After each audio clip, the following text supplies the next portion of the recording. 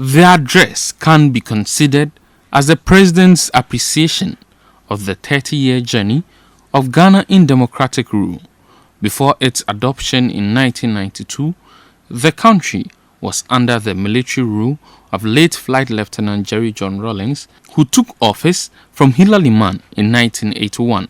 Before then, the country had recorded military takeovers in 1966, 1972, and 1979. Despite successive peaceful change of power since 1992, some Ghanaians remain concerned over the possibility of another coup d'etat. Currently, a senior police officer, ACP Benjamin Agojo, and 9 others are on trial for allegedly plotting to topple the government.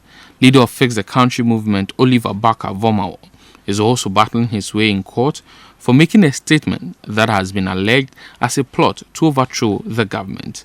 But President Akufo-Addo, while marking 30 years of the referendum that birthed the 1992 constitution, urged Ghanaians to eschew activities with tendencies of destroying Ghana's democracy. There are some who, for their own parochial and selfish interests, would want to see a return to the dark days of authoritarian rule, simply because, with no respect for the Ghanaian people, they are either unwilling to subject themselves or their vision to the open scrutiny of the Ghanaian people, or because they know they will be rejected by the Ghanaian people and thus seek a shortcut to office and power. Let us strengthen our resolve to resist such persons for our common good. Though Ghana is seen as a politically stable country within the West African sub-region, critics have bemoaned a series of human rights abuses. But President Akufo-Addo believes the country has rather progressed in all facets of life since the adoption of constitutional rule. We have, over the last 30 years, witnessed sustained growth in every facet of national life. There have been considerable improvements in the Human Development Index. Simply put, democracy has been good for us. Today, democracy, equality of opportunity, and respect for human rights and the rule of law. The president was, however, quick to admit that eradicating poverty has been a major hurdle. The biggest challenge we face continues to be eradicating poverty. We still have challenges in the performance of our public services.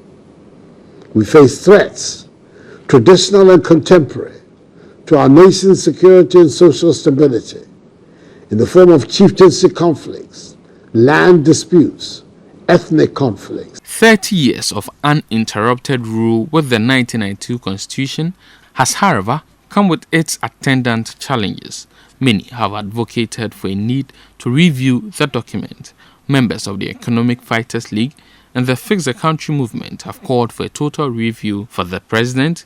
One provision that ought to be repealed is Article 55 Clause 3 of the Constitution, which bars political parties from sponsoring candidates for local government elections. Though a first attempt to achieve this by Nana Akufo-Addo was suspended due to lack of consensus, the president says he is committed to revisiting the issue.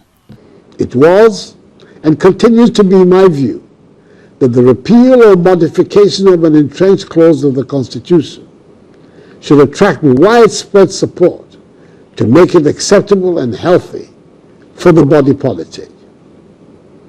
We should further bear in mind the strong attachment of the Ghanaian people to multi-party democratic elections. On the average, the turnout for national elections in the Fourth Republic has been 72%, one of the highest in the world, whilst the turnout for the allegedly non-partisan local government elections has always hovered around 30%. I've said it before, and I'll repeat it. I will continue to work for an extensive national consensus on this issue.